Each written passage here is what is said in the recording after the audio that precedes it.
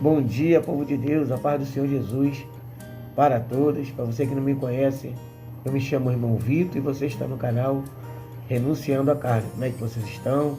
Espero que estejam todos bem. Vocês estão renunciando à carne de vocês? Estão renunciando ao mundo? Espero que sim, hein, galerinha? Estamos aqui no domingo de manhã, acordei agora, estou com a cara aí um pouco inchada para fazer esse vídeo para vocês. Mas que Deus possa abençoar todos nesse domingo, rica e abundantemente, principalmente na nossa área espiritual. Povo de Deus, hoje eu vim trazer um testemunho poderoso, impactante, né, de um homossexual que era muito conhecido na época do sexualismo dele. Paulinho, ele se chamava Paulette, muito conhecido, testemunho impactante. Mas antes, pessoal, eu quero deixar aqui uma palavra de Deus para vocês, que se encontra no livro de Mateus. Estou aqui com a palavra de Deus, tá? Se encontra no livro de Mateus, capítulo 16, ok? Versículo 24. Presta atenção o que diz a palavra de Deus, tá?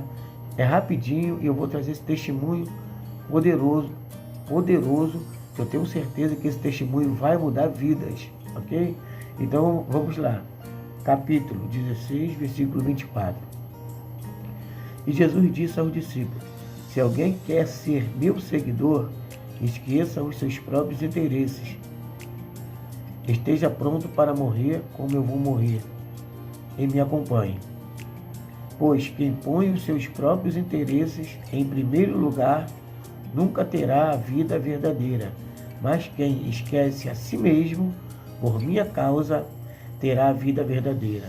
O que adianta alguém ganhar o mundo inteiro, mas perder a vida verdadeira? Ou seja, perder a salvação, pois não há nada que poderá pagar para ter de volta essa vida. Meu Deus! Pois o Filho do Homem virá na glória do seu Pai, com os seus anjos. Então recompensará cada um de acordo com o que fez. Eu afirmo a vocês que isto é verdade. Eu afirmo a vocês que isto é verdade. Palavra tremenda. Essa palavra aqui de renúncia, tá?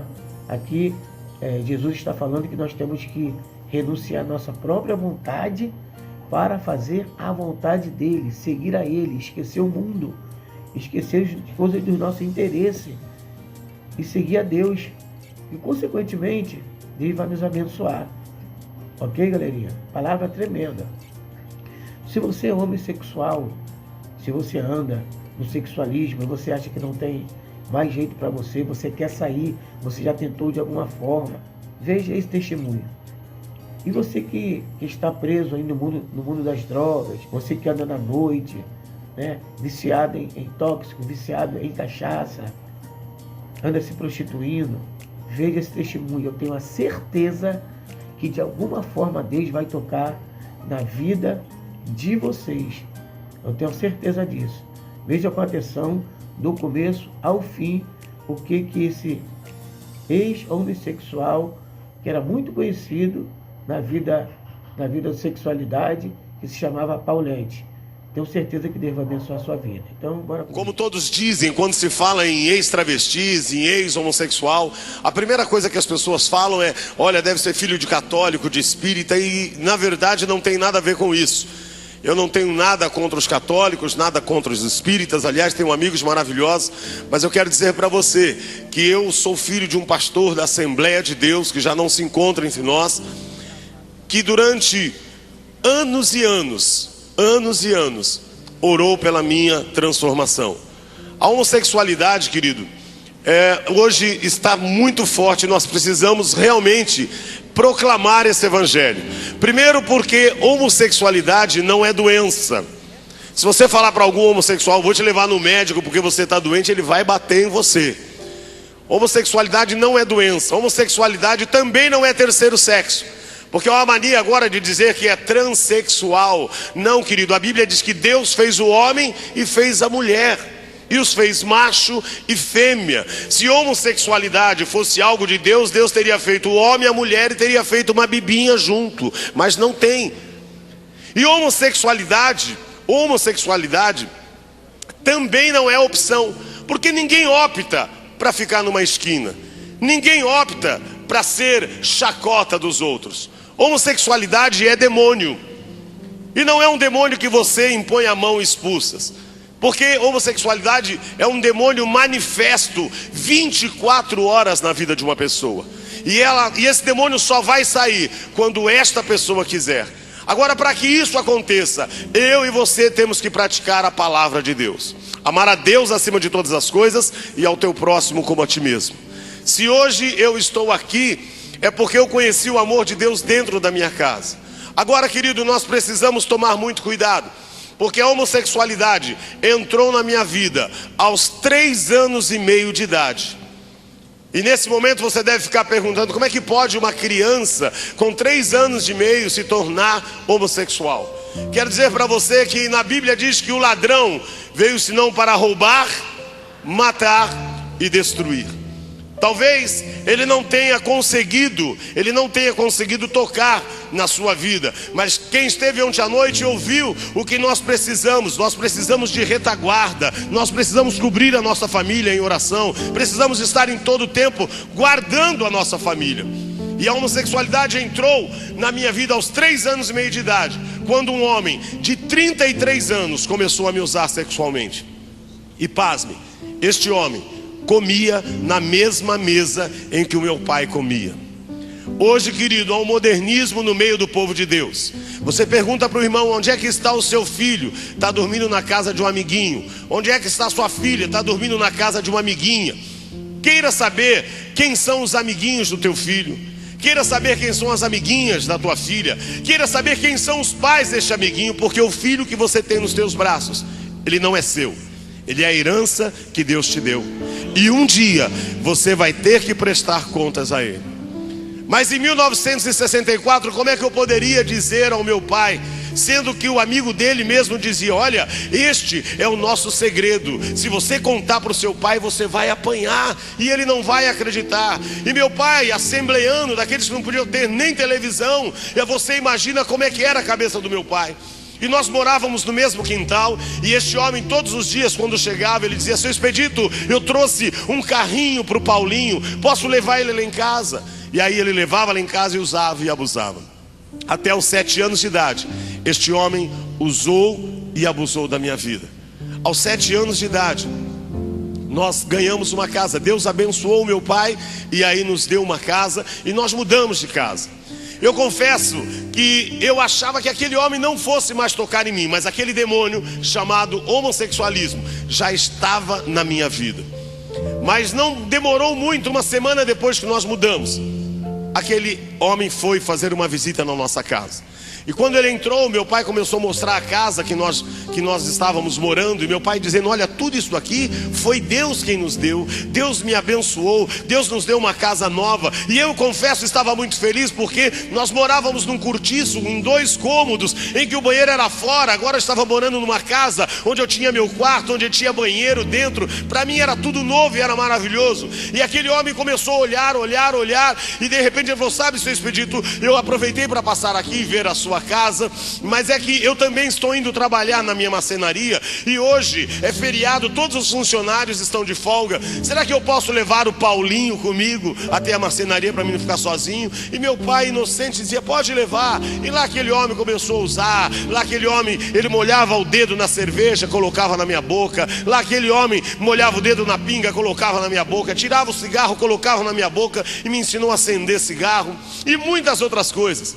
E desse dia em diante, todo final de semana, este homem passava na minha casa e me levava para essa marcenaria. Até os 10 anos de idade, ele foi usando a minha vida. Até os 10 anos de idade, quase que diariamente ele passava ali, sempre para me ver, mas no sábado ele me pegava e me levava até aquela marcenaria. Aos 10 anos de idade, quando eu terminei o primário naquela época, eu lembro que eu já estava tendo algumas opiniões e eu já não era também tão masculino quanto o Paulinho que meu pai registrava. E eu lembro que quando eu passei para o ginásio, eu dizia: aquele homem não vai tocar mais na minha vida não. Mas agora eu queria ter experiência com novas pessoas. E eu, queridos, fui para a escola, primeira série do ginásio. E eu lembro que quando eu entrei na escola, aquilo cheio no pátio, todo mundo correndo. E eu ali tímido, ainda assustado com tudo, era tudo novo para mim. E um rapaz que devia ter 16, 17 anos no máximo, não passava disso, ele começou a me olhar. E durante os 10, 15 dias primeiros de aula, ele começou a me olhar. E ele, quando percebeu que eu estava envolvido no homossexualismo, um dia ele parou na minha frente e disse: olha, eu preciso te falar algo. Se você começar a tomar hormônio agora, você vai ficar uma mocinha.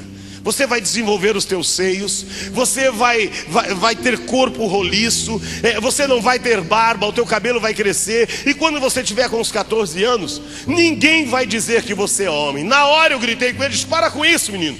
Eu sou filho de pastor, você acha que eu vou fazer uma coisa dessa?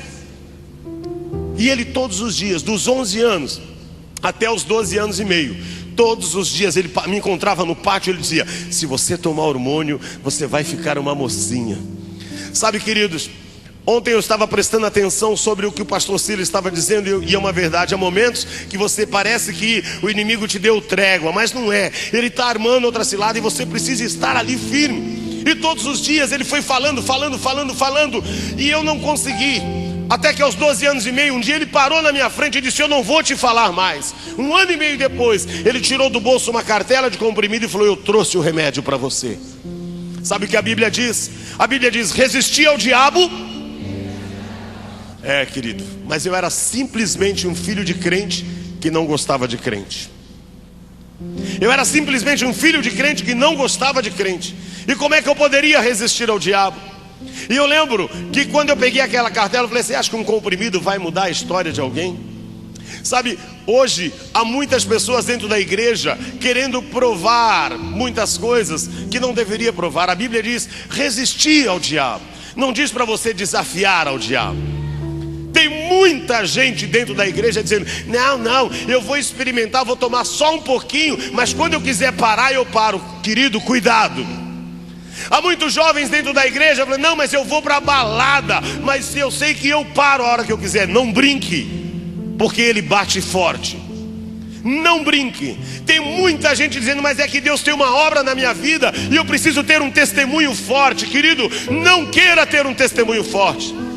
Não queira. O maior testemunho que eu conheci na minha vida não é o meu, mas é de alguém que nasceu num lar cristão e nunca o diabo tocou. Esse foi o maior testemunho que eu ouvi na minha vida.